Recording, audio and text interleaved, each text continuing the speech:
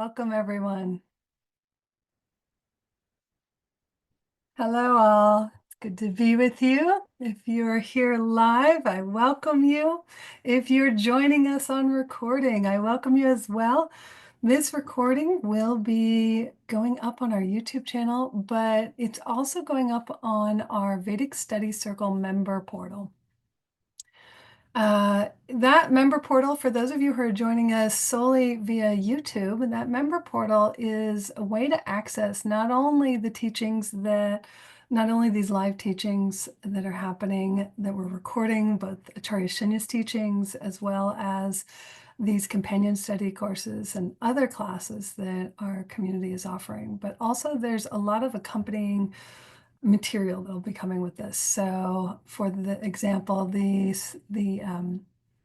some of the slides that I'll be sharing today, I will make sure they go up on the member portal so you can look at them in depth at your leisure. For those of you that are here, I know that you'll want to explore more and keep digging. So you don't have to get so attached to whatever's on the screen. If it goes by too fast, it's okay. You're going to have access to it. I want your attention and focus on the content, not on what's happening on the screen or in the chat. So don't worry. Tension Nelenika, don't take tension. We have it all covered. And that's one of the advantages of being a member of our community.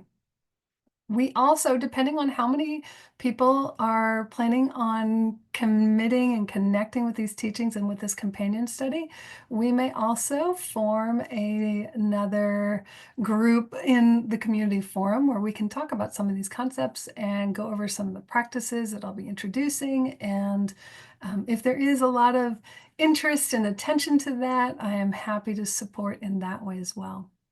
So with that, before we officially begin the class, I would like us all, invite everyone to take a nice deep breath in.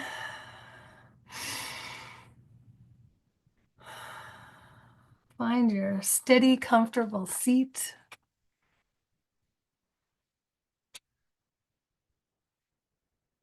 Close your eyes.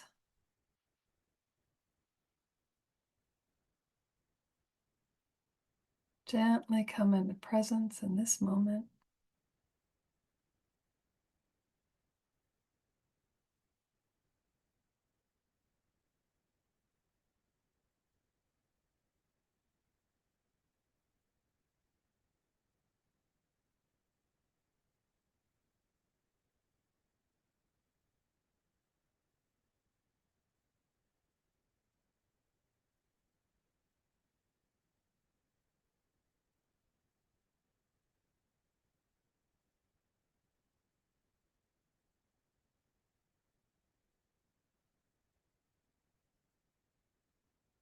And join me. We will say Om 3 times and then come back to this moment. Om.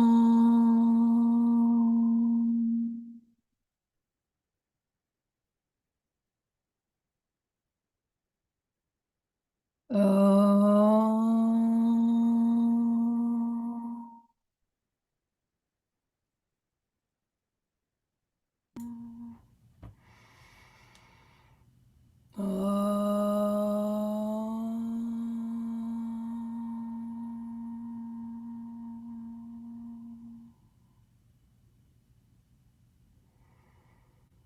You can rub your hands together, get them nice and warm. Feel your palms warming up. Gently cover your eyes as you slowly open them, coming into this moment with gratitude for this offering and for the offering of our teacher Acharya Shunya,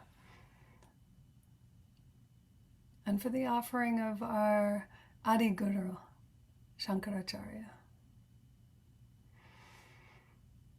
All right, let's begin with our morning prayers, our opening prayers. We'll be putting that text up on the screen now, and you can join me in chanting.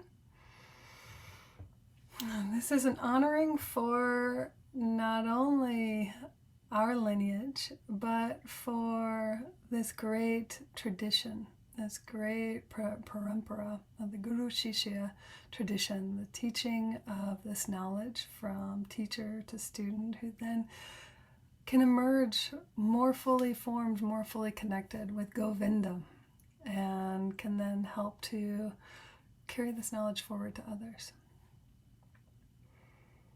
Om Shri Gurubhyo Namaha. Om Shanti Prakashaya Namaha. Om Ayodhyanataya Namaha. Om Shunyacharya Namaha. Om Atmatattvam Namaha. Om Vidyatattvam Namaha. Om Suryaya Namaha. Harihi Om Tat Sat.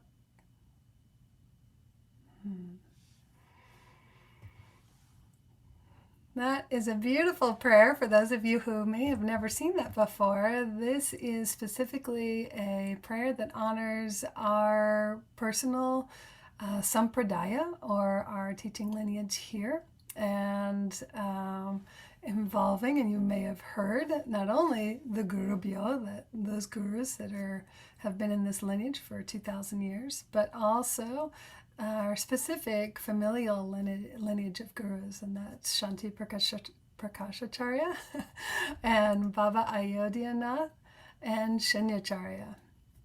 And this is our modern, in-person, live, living guru. So these are our specific sampradaya lineage holders, and it keeps going like a chain. It just keeps going. We recently celebrated the 125th Janmatiti, or birthday anniversary, of Baba, who is our Acharya Shunya's teacher, and it was beautiful to see so many of the teachers and the students and all of the community that has continued on for so long.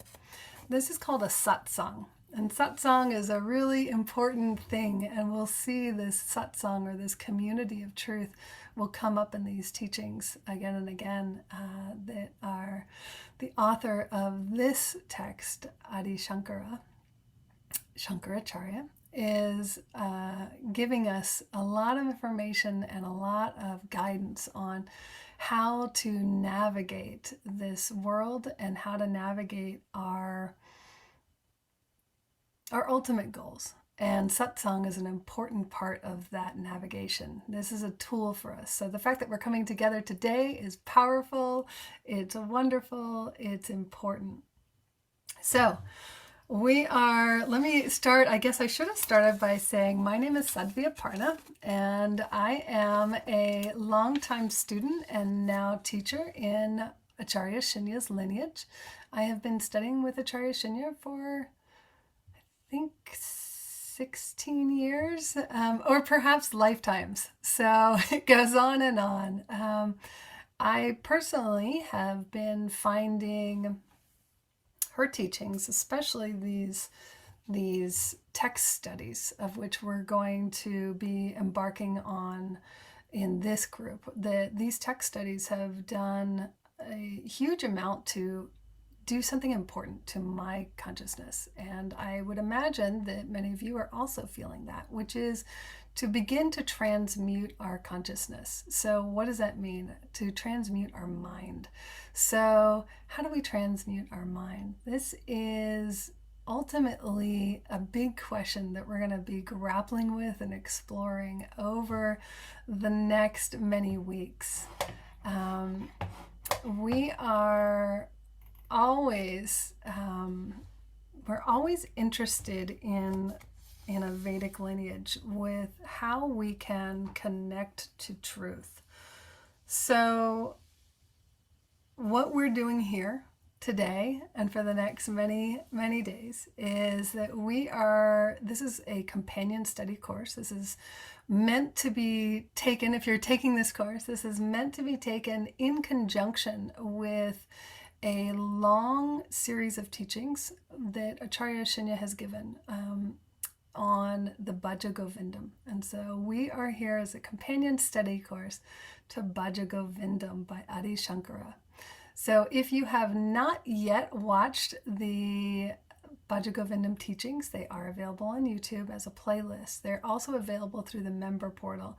You will also find in that a text, which is the Sanskrit words and transliterated in English, and then the meanings of these words. Now, we're going to share we're going to share a PDF now, if you can, in the chat. And that PDF will be, if you have not already seen it, then you'll be able to use this. This is a very basic outline of what the text is, right? So within that, if you're fairly new to these teachings, to Vedic textual study, then you may be surprised to know that of these 31 plus 2 plus an extra 1 verses that we studied, that they really don't compromise,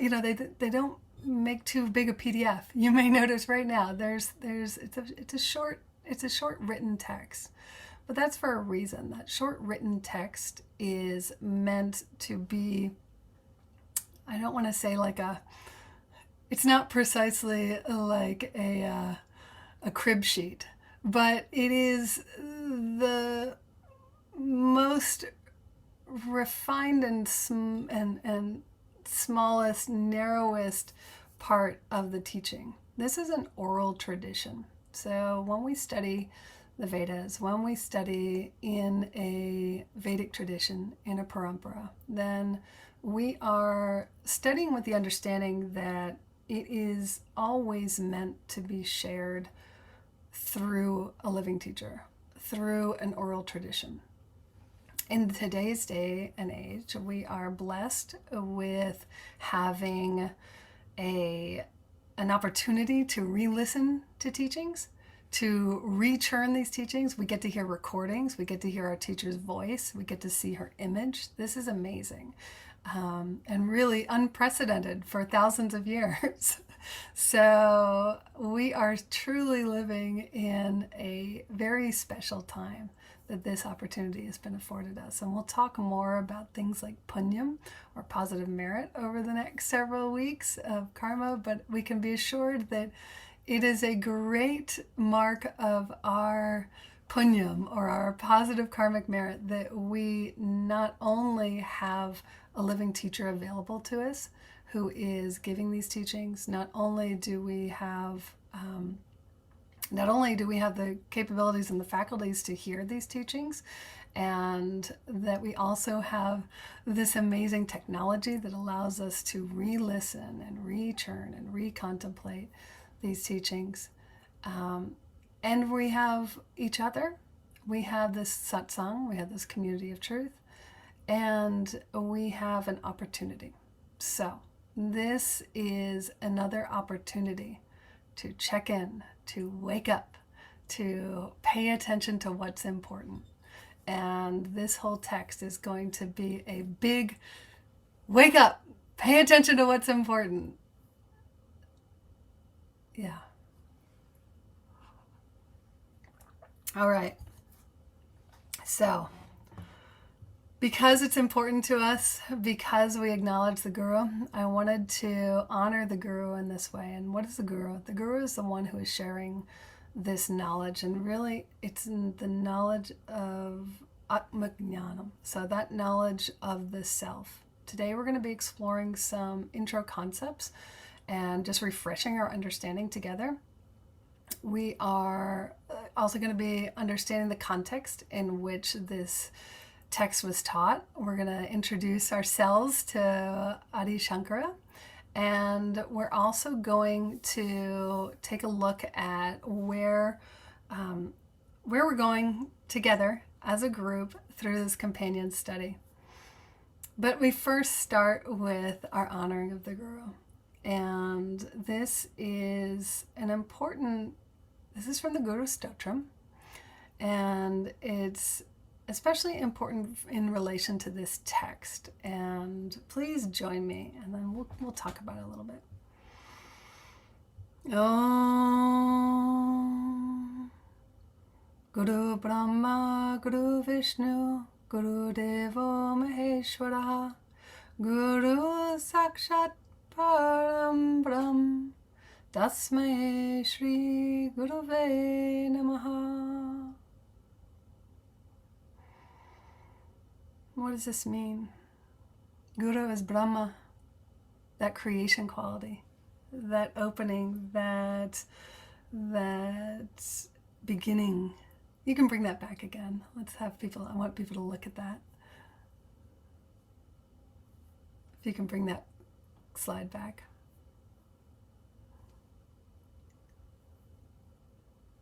Yeah. So what is this invoking right here? What are we invoking as we're honoring the Guru, as we're honoring the teacher? So we might know the Guru is the teacher. So who is the Guru, and what is the importance of this Guru? And why might we honor and even worship? And I don't mean worship in the sense of putting all of our attention into a physical vessel. It's important to understand what we mean by Guru. So in this beautiful prayer, we say Guru is Brahma. So Guru is that quality that is always creating and bringing new insights, new life, new qualities, new awareness. Guru is Vishnu. Guru is that sustaining quality. So helping us to understand, how do we function? How do we sustain our awareness? How do we keep our mind fixed on this point? How do we nurture Dharma? How do we nurture ethical right action? How do we, all of these things are taught by a Guru. We learn. And sometimes they say our first Guru is Ma, our first Guru is Mother. Guru is that individual, that essence, that quality, that person, that teacher that can help us to know how to navigate and sustain this life that we're in, and also how to emerge with thoughts that bring us closer to God. He or she is the one that shines the light. Guru is the Supreme Lord Shiva, Maheshwara. So what is the Shiva quality? Shiva is Shiva quality is that dissolving quality, that quality that dissolves and breaks through and ends things that need to be ended. We'll talk about that in relation to Shankara soon. So the Guru can also help us to end those thoughts and those wrong beliefs and wrong understandings that keep us trapped. And sometimes we need to let thoughts end, and we need to let our old beliefs settle down, let our old ego states. Maybe we don't have all the answers. Maybe we're still locked and trapped. And this quality of Shiva in that relationship and in these teachings can help us to let go of those things that we were holding so hardly to and clutching so firmly to. Guru is both manifest reality and the absolute. Luckily, we have a manifest reality Guru. We have a teacher. We have a qualified teacher of the path of Jnana Yoga, of the Advaita Vedanta tradition. We have this qualified teacher who has achieved a level of self-mastery and self-realization herself and is able to transmit that physically in this physical reality with her words, and also as an example, so we can see in her actions, her words, her physical body is leading us in some ways, but also manifest and the absolute. So the reason we, in our tradition, really connect with the Guru is that the Guru is giving us knowledge. And what is that knowledge? That knowledge is of the Absolute. That knowledge is of Ishvara. It is of Govinda. So once that seal has been opened, once that there's another stanza in this prayer that says that, like wiping the gunk from our eyes with coal, or a medicated ghee process that will help you to clear away your eyes. This is what the Guru does. And what is she clearing the way for? It's so that we can know that part of ourself, which is the Absolute, and to know that we are one with that. So we give salutations to that glorious Guru and that Guru principle. All right, thank you. So we're giving salutations to the Guru principle. You are all here because you have benefited from this principle. And we are specifically, in our parampara, we are specifically connected to the author of this text, Adi Shankara, also known as Shankaracharya or Acharya Shunya. And Adi Shankara, or the great Shankara, or Adi Shankaracharya, the great Shankaracharya is, or just Shankara, as he was a young man, a young devotee. And he is part of our lineage, part of our spiritual lineage. And if you go back all the way back, you will find that along the way in this parampara, or this tradition, that we have this connection to the author of this text. So who was, I guess we can go into who was this person and what is this text. We're studying Bhaja Govindam. Bhaja Govindam is a entreaty to Govindam. It is to worship Govindam. Who is Govindam? Govindam is Ishvara. Who is Ishvara? What is Ishvara? These are all concepts we're going to get into a little bit. Before we do, I want to give a little bit of an outline into how we learn and what you can expect from a companion series. What is a companion series for? Each of you who are studying this is already a student. You're already taking these classes with Acharya Shunya. You are already drawn to this information. You are already experiencing your own insights. This is not a place where you are less than. This is a place where we are on this journey together. Acharya Shunya asked me to lead this companion study. The function of this companion study primarily will be presenting topics at first. I'll be presenting topics and contemplations, my own contemplations that have arisen through these teachings that Acharya Shunya has given on Bhaja Govindam. I'll pull in from some other sources and we'll make mention of what those sources are. If there are companion studies that you can also do, then I would encourage you to keep exploring and keep churning this information. The way that we learn in a Vedic lineage, and really it's the way all of us learn everywhere, that's how learning happens, but in our lineage we have, in all Vedic teaching traditions, we have such a beautiful and complex and enriched understanding of so many things. There's all these vidyas or sciences of Vedic knowledge, and so there's a science for everything, and one of the sciences is of how we learn. And so you may have heard these terms before, but there are a few stages of learning. There is Shravanam, and that is the heard knowledge. So we've heard from our teacher.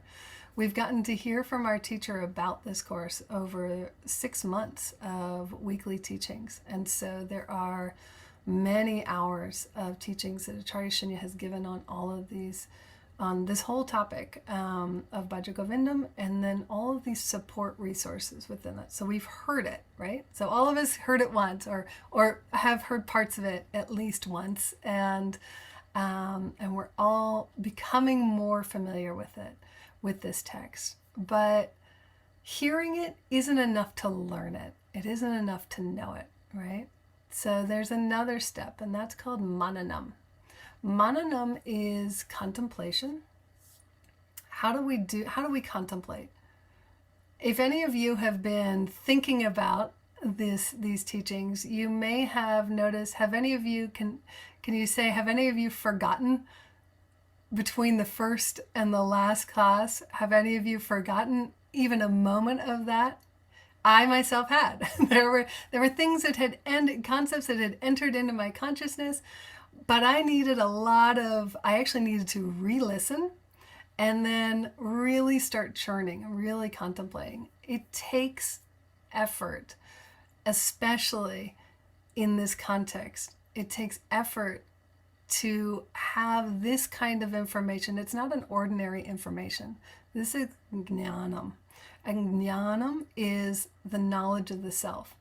So this is not, I didn't even have to read the guidebook. I didn't even have to read the manual. I just learned that. I heard it once and I moved forward. It is not the nature of this knowledge to be understood superficially, to be understood quickly. Because everything that we live in and engage in this world is superficial. It is changeable. It is mutable. So we're going up against, to change our mind into a stance where we can really comprehend Govindam. We can really comprehend Ishvara. We can really comprehend that which is eternal and unchanging in a world in which we're constantly surrounded by everything that's mutable and changing. This is not the same kind of knowledge. It may take some real thinking about it, some real churning with it. This companion study course is going to be just one way that you can start your mananam. So if you have found yourself reflecting that, I may not, I don't know if I got that, or, if you watch one of the earlier videos and like I did, realize, I forgot that. That was actually really important. I encourage you to continue to re-listen to the videos. I am going towards the end of this class. I will provide a sort of a rough guideline. You'll see it and you'll get the PDF as well, the slides, but a rough guide to where we're going with this study. And in this study, this companion course, this is meant as a swadhyaya. And the swadhyaya is a self-study. So who's studying? Well, each of us individually is studying. We get to study in community here and on the forum. And then it's also a study of the self, Atman, that part of that infinite that we can connect to intimately, that part of us which will be revealed over time as we put our focus and attention. So mananam is generally, it's the contemplative quality of learning. How we do mananam changes. What we do to do our mananam will differ for each person, but there are a few key points of that, one of which is to keep re-listening to the teachings. One time's not enough. Let's keep going with it. Another way is to actually transcribe. So word by word, transcribe by hand.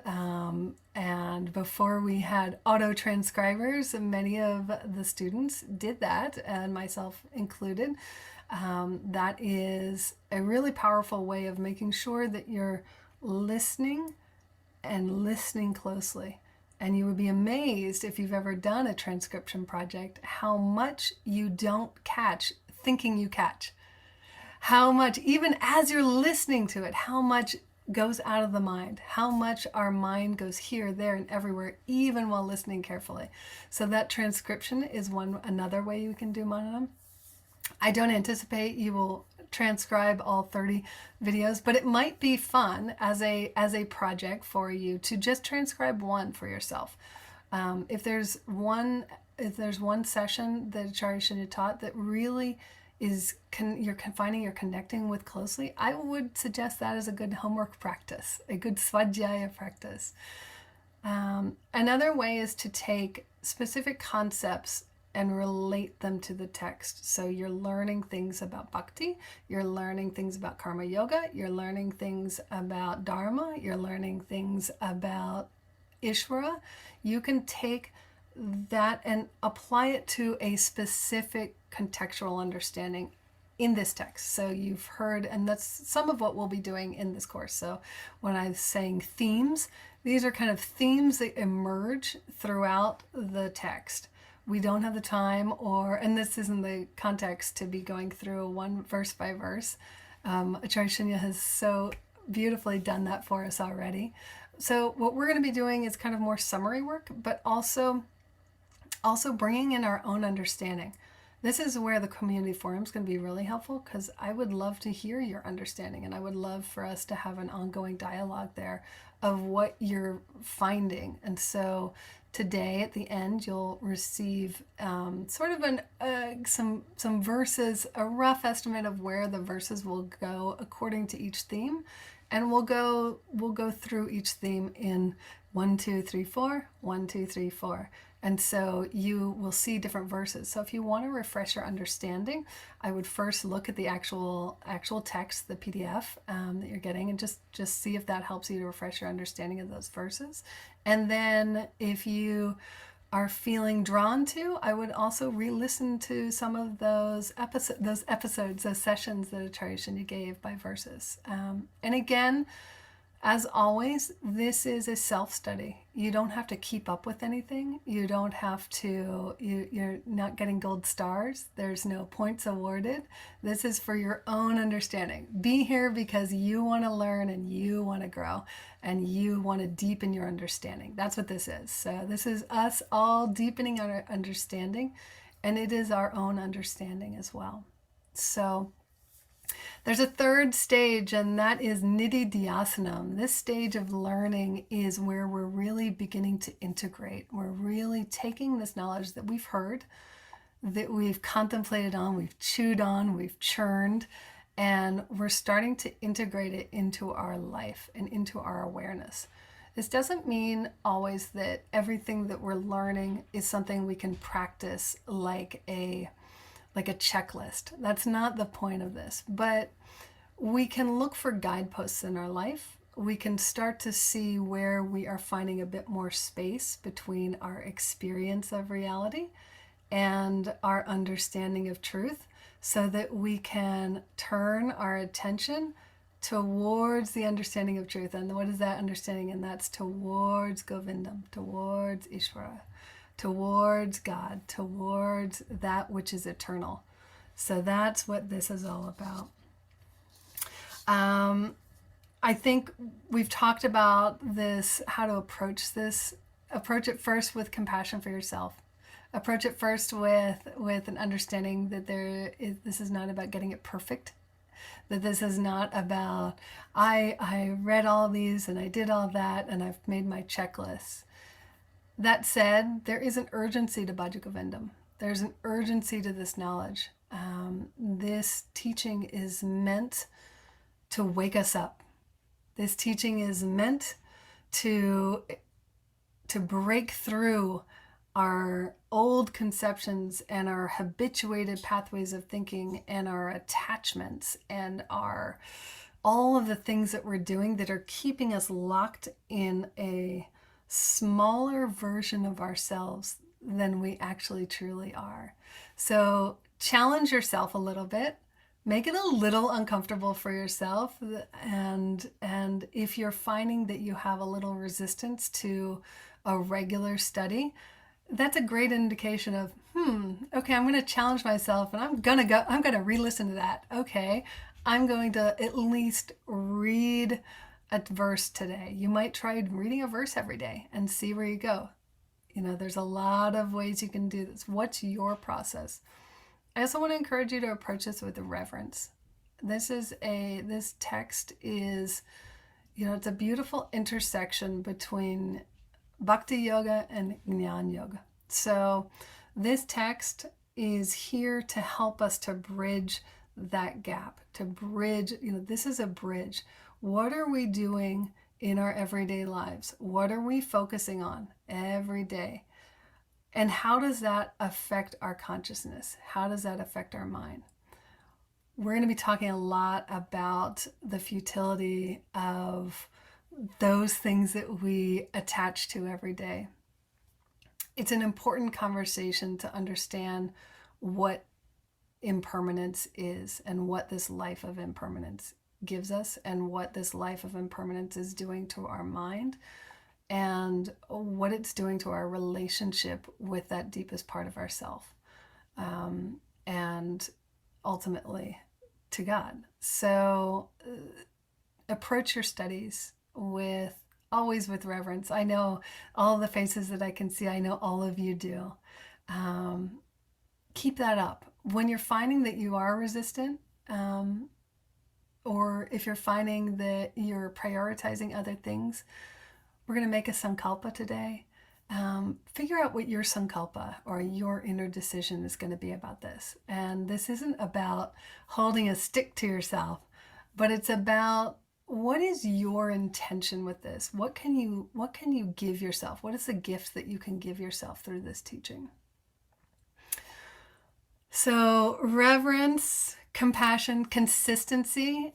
Figure out what your consistent commitment is, and it can be 5 minutes a day. It can be 20 minutes, a half hour. It could be watching an hour of Acharya Shunya's sessions a day. Whatever your commitment is, make it achievable and a little bit challenging and something that you'll actually stick to. And maybe it's not a daily, maybe it's every week you're doing something, but figure out what your achievable, challenging, and affirming kind of consistency is, and set that for yourself.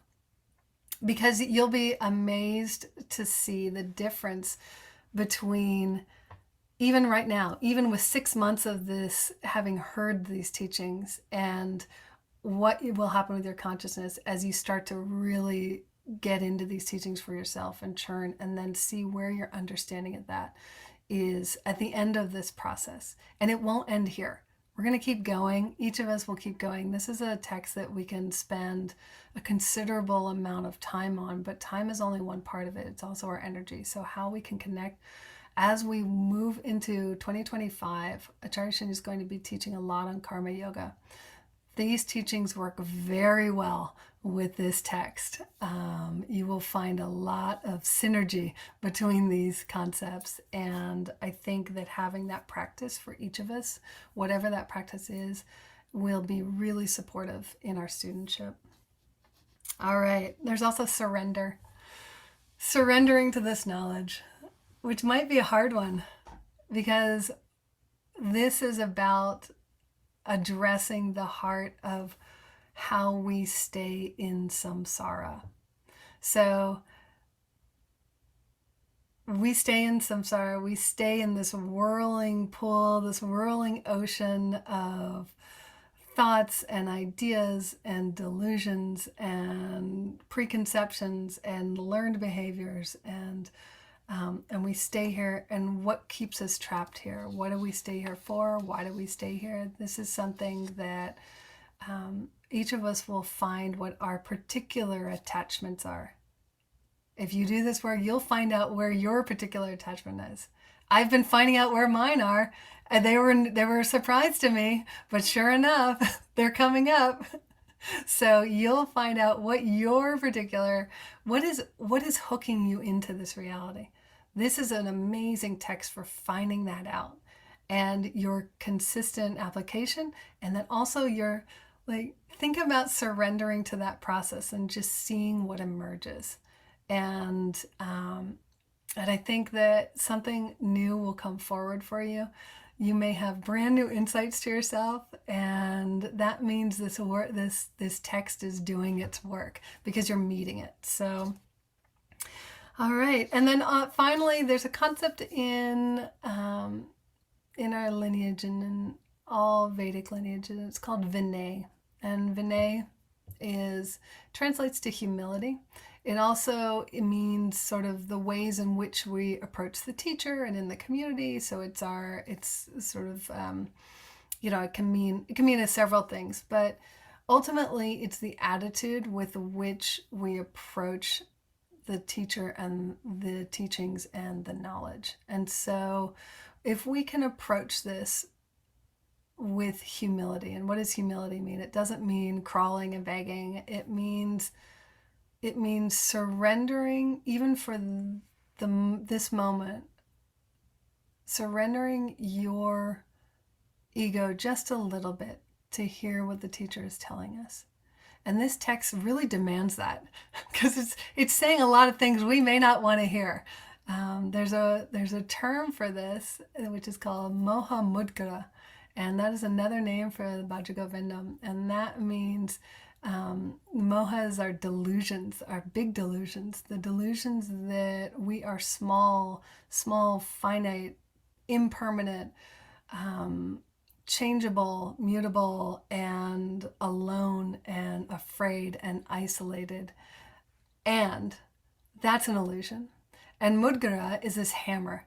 So each of these verses is acting like a hammer on that illusion, breaking it up, breaking it up, breaking it up. But it works when we allow it to. It works when we hold ourselves in just a possible, just hold to the possibility that you might be seeing things wrong, that you may not be seeing things at all, that those things which seem very important to you are maybe not ultimate truth. And so if you can hold that level of surrender, and then also to find yourself, if you have a reaction, who of us have had a reaction? That's not me. No way. Da, da, da. These thoughts may come up. I know we're all very evolved here, and these thoughts can still come up, because this is I would like for myself, and I wish it for all of you, to break through, to have this hammering break through this artificial self that keeps me from knowing that permanent self, that ineffable, that part of each of us, which is one. And so let's let it do its work. And that is surrendering with humility. We're not going to, make a commitment to just keep listening, because that's how we work with our ego, and how we allow it to set aside, safely tell that part of yourself that doesn't want to do this, it's okay. But right now we're going to do this. So, all right. So I think this is a great time to explore. I'm actually not going to go into the first verse yet. Let's go and get some key concepts together first.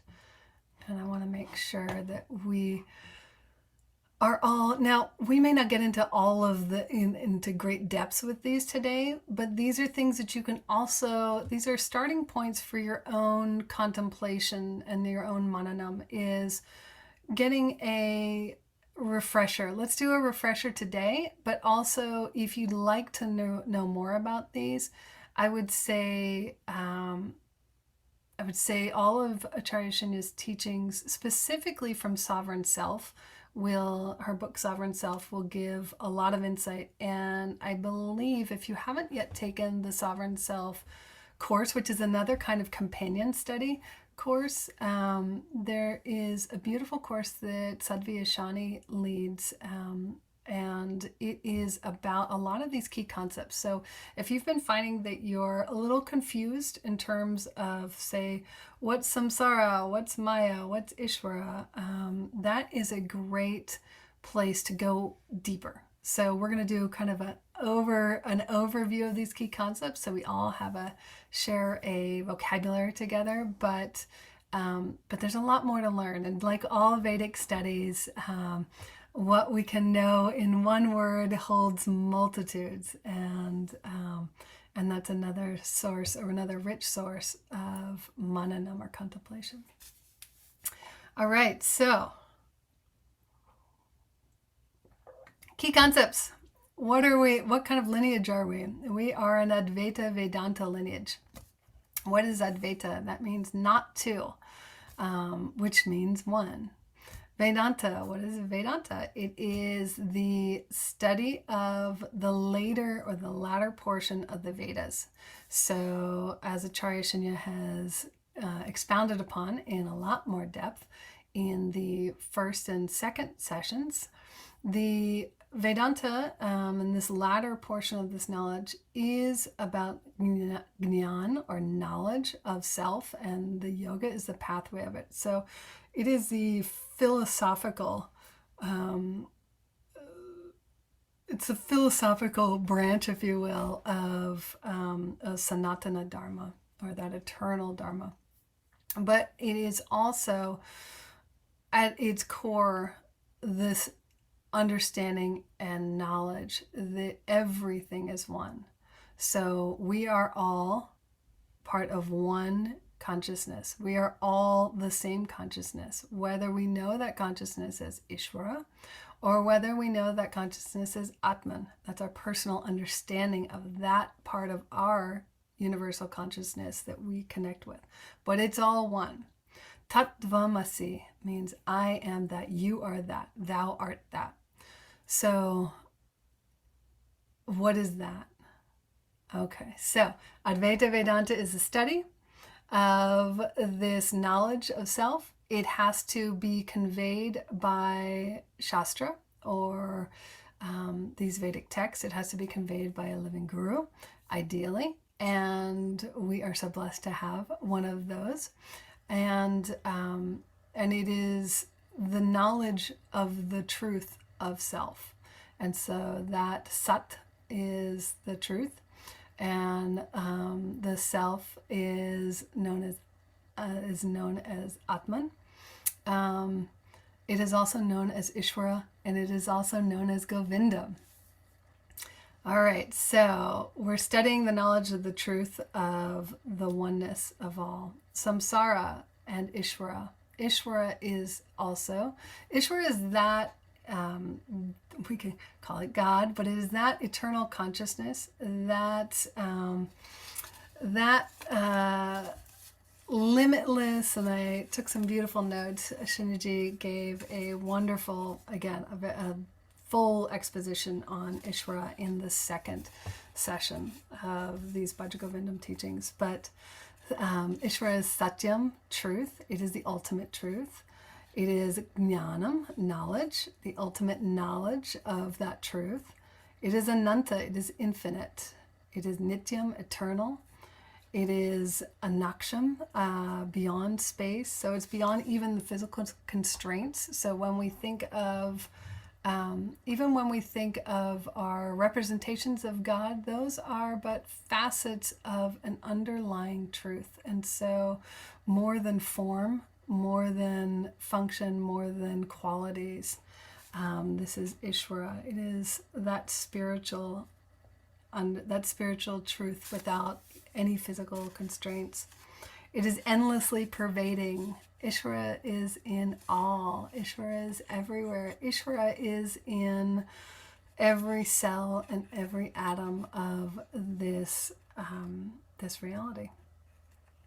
It takes on forms from its own illusion. This is Maya. So we're living in an illusion. It's a expression of reality. It is not absolute reality. And so there's Ishvara taking on forms in this Maya illusion. You're Ishvara taking on a form in this illusion.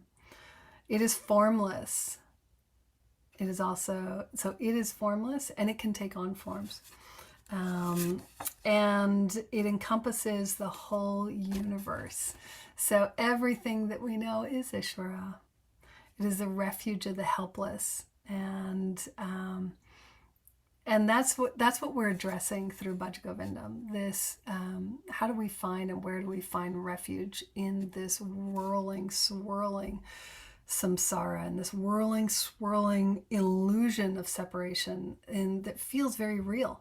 It feels very important. All of these things that we're going to explore, that feel very important. You know, our relationships, our material success, the objects, the things that we do, our beliefs, our identifications, who we think we are. All of these things are part of this samsara, or this swirling ocean of confusion that understanding and turning our attention to Govindam can bring us across, that ocean.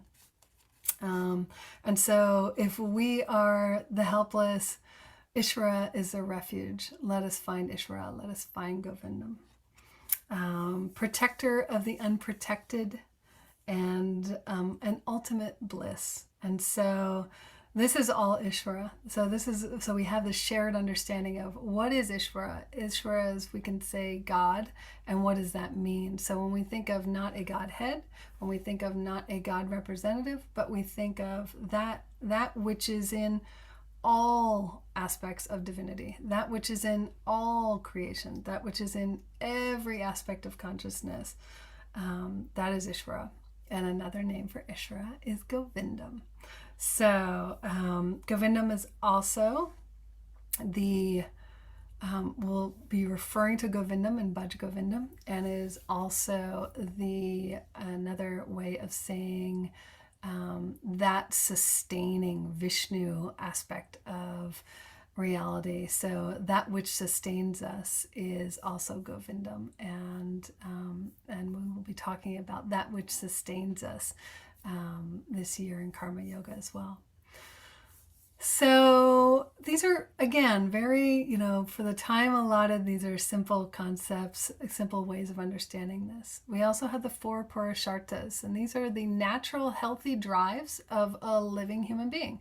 That is Artha, our survival needs. It can also be our success in the world, material success. It's Kama, that's pleasure, and that Kama is all kinds of pleasure. We can find pleasure in so many arenas, and it's natural to pursue pleasure as a human in this reality.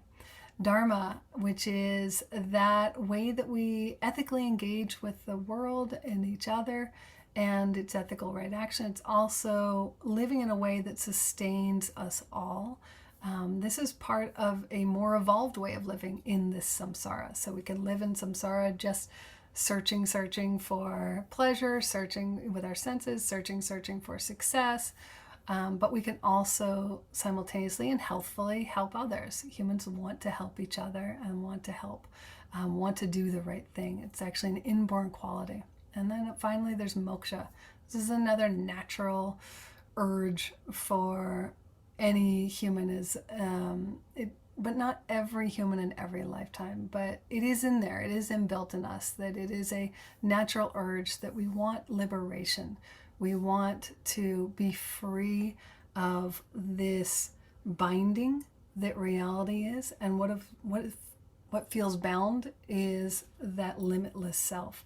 And what is binding us is samsara. So we all have that urge.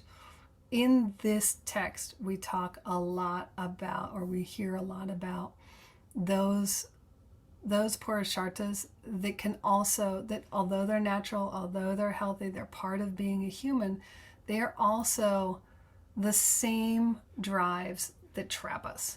They're the same drives that build these attachments, that build this raga and dvesha, these really intense likes and really intense aversions that actually rule most of our unconscious life.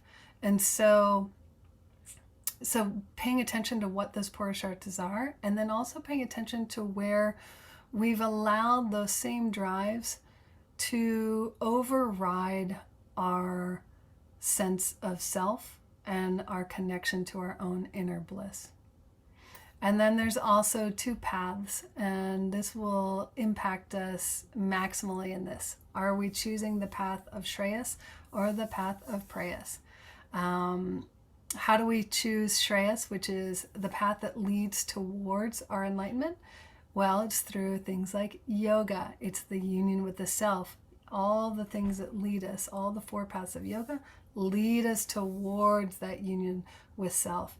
And then there's prayas, and that's our relationship with the world. And so we can go more fully into our relationship with the world. We can pursue more of the world, and that's boga, right? We can pursue our actions to build more and more of that confusion up. And that is a fundamental part of this text.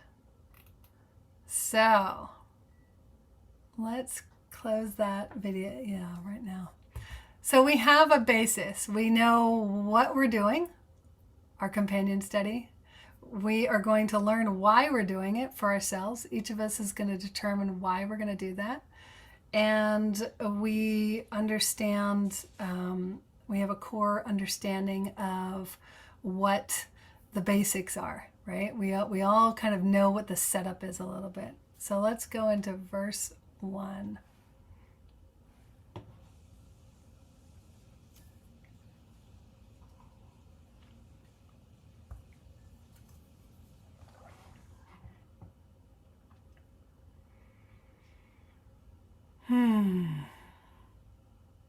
This is key for understanding why we're here and what we're doing. This verse is verse 1, and Bhaja Govindam is, it's a stotram, it's a text, it's also sung, it's a bhajan, it's sung, and there's some beautiful versions online, and we can potentially post some of those within the member forum. And it is a very popular hymn, and this verse is the refrain. So you'll hear this verse again and again. Bhaja Govindam, Bhaja Govindam, Govindam Bhaja Mudamate, Samprapte Sanhite Kale, Nahi Nahi Rakshati Dukren Karane. All right, so what does this mean? Bhaja Govindam, go seek Govinda, seek Ishvara.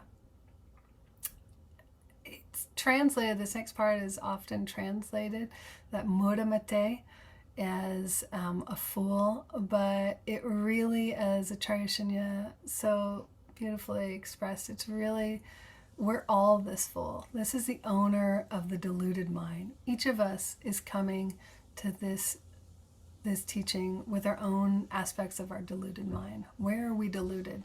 This is the point of this text, is to help us to unlock where are we deluded and how to move past that delusion to see truth. When the appointed time, death comes, when that appointed time, each of us has a time when we don't have control over that time that we're going to die. It's going to happen whether we like it or not. It may happen soon, it may happen years from now, but death shall not spare any of us.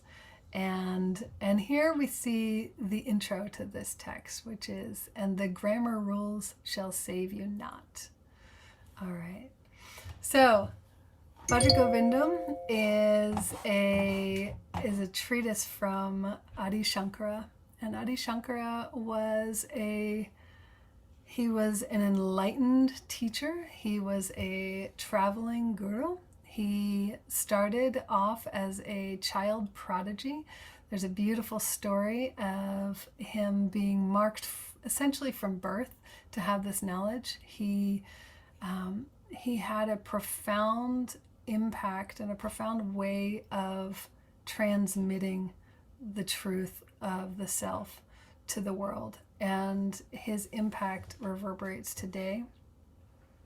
He was someone who traveled. There's so many great stories and that Acharya Shunya gave, and I really encourage us all to rewatch the first 3 sessions and learn some of those stories. And they're so powerful because they give you a context to Adi Shankara's life and his early life, and how he was chosen by Ishvara, by Govindam, to transmit this knowledge in such a way, because he had it right away. He knew this. He was an avatar of Shiva, and what does that mean? He was born he was born to break up our ignorance. This is what it means to be. He was born to stop our wrong thinking, to dissolve our old ways of thinking. And he did so through so many texts and treatises, so many of what the core texts of Advaita Vedanta now that we study today are from Adi Shankaracharya, his writings. And whether it's, I'm looking at my thing, whether it's, there's so many. There's Vivekachudamani, there's Tattva Bodh, there's some of the larger ones. There's also these stotrams and these hymns. And so in each one, Shankara, who had unusually traveled widely in India, in his era, he had traveled. India is vast now with modern transportation. It was incredibly vast then, and it was even larger in a landmass, this area. And he traveled the whole of it multiple times, and he only lived to 32. So he had on foot gone and seen something that was very similar to where we're at right now in consciousness. What he saw was divisiveness. He saw dualism. He saw Dvaita. So we say we're an Advaitin without two. He saw a lot of Dvaita, two, multiple, everybody thinking they were separated, everybody thinking they're apart, even there was no, even God is separate from us, even, this concept and these teachings were widespread. There was rising caste consciousness, and women were being more and more suppressed within society at this time in Bharat due to a variety of things. But he saw this consciousness everywhere, and he, through his teachings and his clarification on so many things, including sadhana chittashtayam, our preparatory methods for how do we build our mind to this, to understand this, his understanding of how do we engage with life and turn our attention to what's important. Through his teachings, he was able to do that in a really profound way that is reverberated all the way to today. So on his travels, he came across an elderly man who was studying feverishly in his old age, in his 85 plus years. He was studying feverishly the rules of Sanskrit grammar. There's nothing wrong with studying the rules of Sanskrit grammar. It's beautiful if you have time. And so when do we have time? And that's what this text is really imparting to us. This is the time when we want to focus our attention on what is important. This is why we're here, and this is why you will find, as you explore and re-explore these teachings, a sense of urgency arises. Have many of you felt that when you first heard this? There's an urgency to these verses, and this very first verse gives a very urgent, strident wake up. It's not a reprimand as in, you're evil, you're bad, how dare you study? Of course, it's wonderful. We should all be studying. We should all know Sanskrit grammar. Great, wonderful. But in the time allotted to us, where our attention goes is where we are drawn towards. Whether we are going towards the path of prayas, towards the world, or whether we are going towards Govindam, go towards Ishvara, towards the self. And that's a choice that each of us has to make. And and this text gives us that urgency and that import and that impact. Do it now. Turn your attention now. Commit to it now. Feel that urgency. This isn't an urgency of fear, but it's a urgency and an invitation to pay attention to what's important. So every one of this is why it says it's a hammer. Every one of these verses gives up urgency, urgency, urgency. This is not fear-driven, but there's a quality that can arise, especially when we first hear about the transmigration of souls, that we come back lifetime after lifetime, that we have that perhaps we have a lot more time than we think. And that can be comforting. We don't have to get it all right in this lifetime, but it can also play into our delusions. It can also give us a sense of not having to take action. We can find reasons why this is more important than that.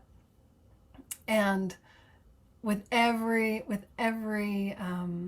verse, we're pulled back, reminded, wait, come back, wait, come back.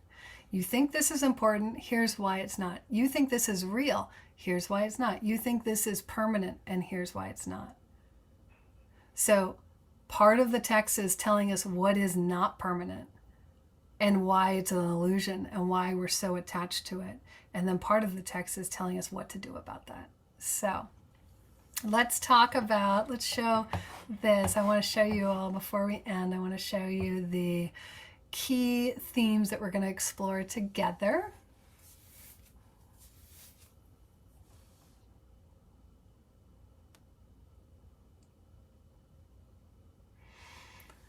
You could kind of say, here's one way. Again, we talked about, I talked about at the beginning of the class, there's a couple of ways, and there's an infinite number of ways in which we can each individually do our own contemplations. We could grab, several of these verses and just dive into one of them for a lifetime. But in a broad thematic exploration, I would say we can understand this in two main ways. One, we're being asked to let things go, and the other is we're being asked to pick things up. And so what are we being tasked to let go? And I want you to refamiliarize yourself with these concepts and these verses, and do your own contemplations on that letting go quality. First, on the impermanence of life. We think that life is permanent, and it's not. We think that what is this wrong understanding of what's impermanent is leading us to make decisions in our everyday life that are impacting our future, that are impacting our ability to connect with Govindam, that are impacting our karma, that are impacting all aspects of what is real. So understanding how impermanent it is important, and then letting go of those things that are impermanent. The futility of worldly attachments. We are all collectively really attached to this world. That's its nature. It's meant to ensnare and attach, and our senses help us with that. Our senses run out and grab to things and hold on tight and hold closely. So we're going to learn about how those worldly attachments are not real, and they're futile, and they end. So what are we holding on to?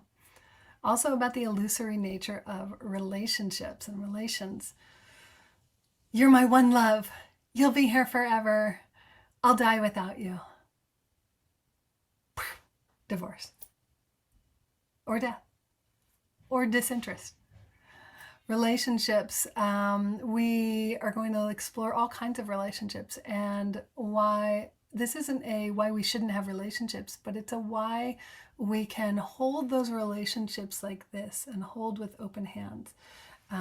This is a really powerful one. If you're somebody who really clutches tightly to your sense of self through your relationships, your family and your children and your friends and all of these relationships, learning to let things go, which isn't to not engage, but to hold lightly and openly instead of clutching. We're also going to be learning about the delusion of our own lusts and senses. What takes us down that path of prayas? It's our senses. What takes us away from connecting inwardly to that inner observer witness self? It's our lusts and our desires and our senses. So letting go of some things, and then picking up other things.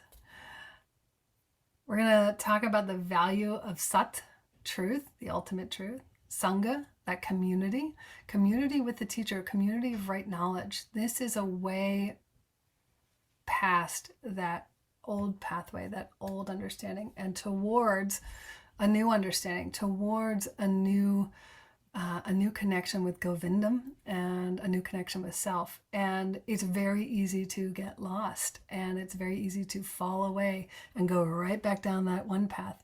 When we want to find Govindam, be in community. And the value of Guru. Guru is important. Guru is the one that's shining that light on the path. And we understand Guru to be the one who is conveying the knowledge to us, so that our dull and our dull and resistant mind can pierce through that dullness, that covering quality. We're going to pick up the value of vairagyam, cultivating detachment, and we'll talk a lot about vairagyam and work with how we can each individually practice that detachment. And it's an enlightened detachment. It's not a pushing away. It is a true ability to not hold on. So we're picking up, we're cultivating that quality, and it's going to be a very open-handed cultivation. And then of seeking ultimate truth, let's turn our attention. How are we turning our attention to this ultimate truth? Are we making it a habit? Are we making it a practice? Every moment, every day, what can bring us, how can we make it an opportunity? Can we turn our head towards, can we turn our mind and our senses inwards and towards that ultimate truth? And then finally, can we pick up mukti? Can we pick up liberation as a new value for our life? This quality of mumukshutvam, that quality of being focused on our own liberation from samsara and to the knowledge of self. And so as we pick that up, we pick up our desire for that which is eternal. And how do we pick that up? And there are practices that we can do, and there's understandings. And Adi Shankara gives us beautiful understanding within this hymn itself. So that is what it's going to look like over the next many weeks. We tentatively have 7 sessions. There may be some change in the dates. They'll always be that same time, but we may add some. We may take some away. We won't take some away. There's one that may get rescheduled based on a health thing that I'm going to be addressing, but we will still be meeting. So, and depending on how active we all are together on the member forum, we may add more. So if it feels like that's something that we want to do as a group. And we may also, again, I'd be open to doing a study group, an interactive study piece as well.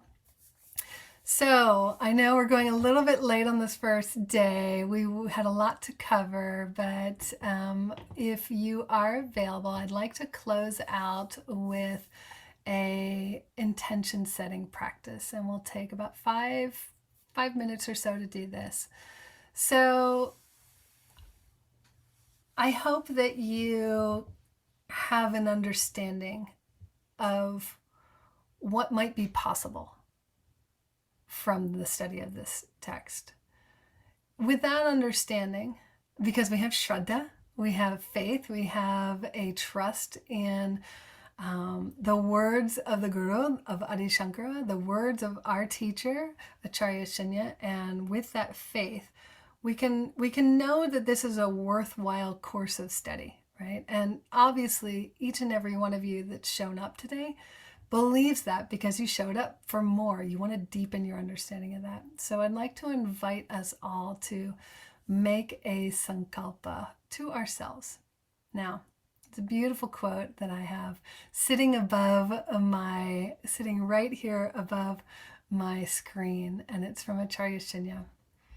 A Sankalpa is a soul decision. It's not a decision of your ego.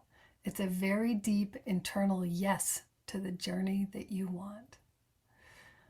What is your Sankalpa?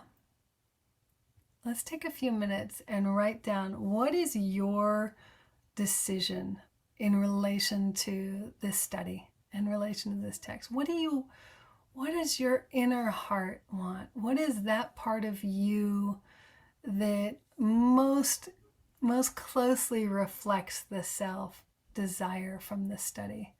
What would be your ideal outcome from a deeper understanding of Bhaja Govindam? Most, if not all of you, have been through 6 months of this study, and now is the time to do this churning and to really get into it, and also to start to integrate these teachings. So sky's the limit. What is your deepest desire from this? What do you want from this study? So take a few minutes, and what are you willing to commit to yourself to connect with that knowledge? What feels like an inner commitment that you want to make? And again, this isn't a decision of your ego. The ego might say, I'm going to do this many minutes a day, and I'm going to do that and that. But what is that inner deep desire and commitment look like for this study?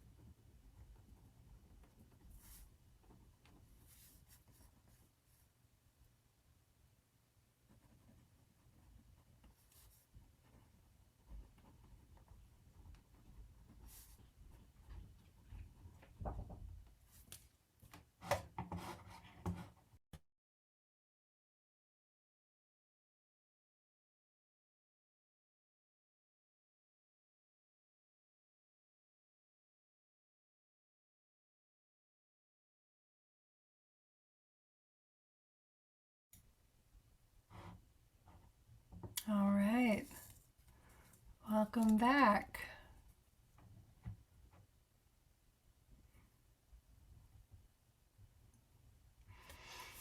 One fun thing that we always do before embarking on a new course of study is to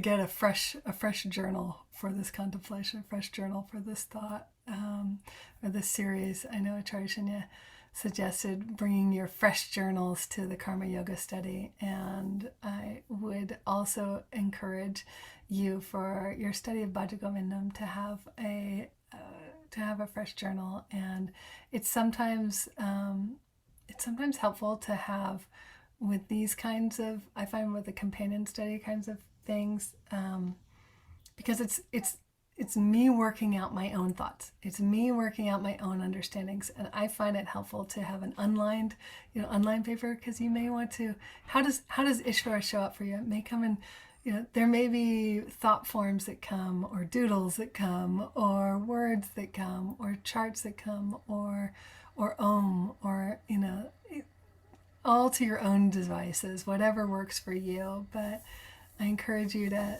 start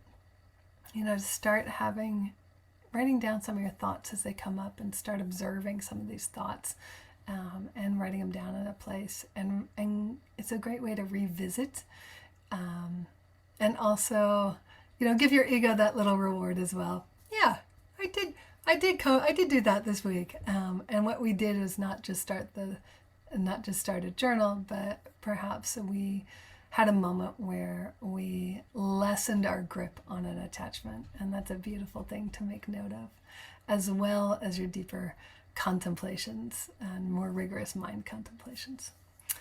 So I think that we can end with our closing prayers. And before we finally leave, after closing prayers, I'll leave this open for a little while in case anybody wants to share, or you're welcome to share how you're feeling. I'd love to know what your thoughts are, if there's things that you really are looking forward to or want, or if you want to share your Sankalpa, you're welcome to. And if there's, just there'll be time for that sharing as well. But let's have our closing prayer now. In this prayer, if this is new to you, this is a prayer to Ishvara to take us from untruth to the truth of the self, from the darkness of our own confusion to the light of the knowledge of self, and from our wrong belief that all we are is this one life, and in this death and this decaying body, to the nectar of the truth that we are limitless and eternal, in fact, in truth. Om Asatoma Satgamaya Tamasoma Jyotirgamaya Mrityurma Amritam Gamaya. Om Shanti Shanti Shanti. Om Peace Peace Peace. Jai Ma, Jai Gurudev.